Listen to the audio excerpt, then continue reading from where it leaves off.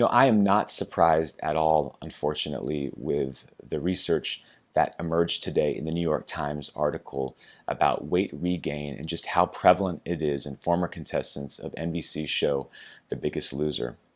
I'm also not surprised, sadly, by hearing stories that were featured in that article, as well as the story that we heard from Ali Vincent.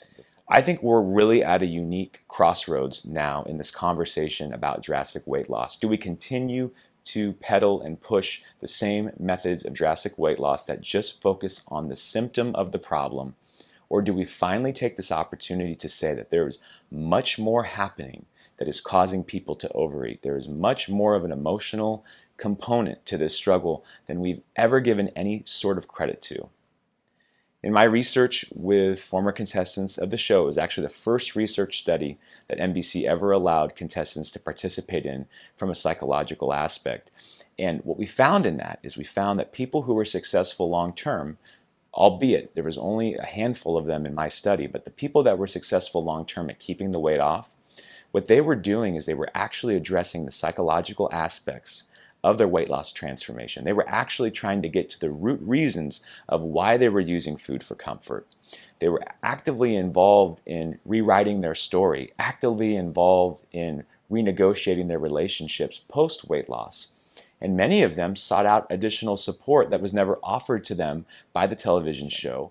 As a result of that research, now my big push is to advocate for the psychological support to be a mandatory aspect of how we treat drastic weight loss. So I think that this research, the emergence of it, is a great opportunity for more of us who've spent a lifetime struggling with our weight to come out and say, Ali's story, Danny's story, that's my story.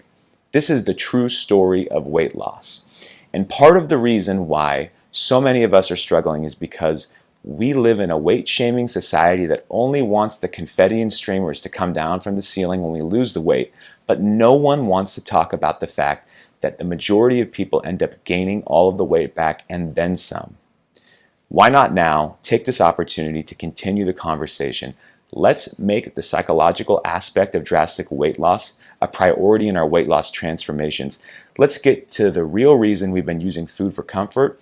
Let's find true healing, and let's take this as an opportunity to rewrite our entire life story in the process.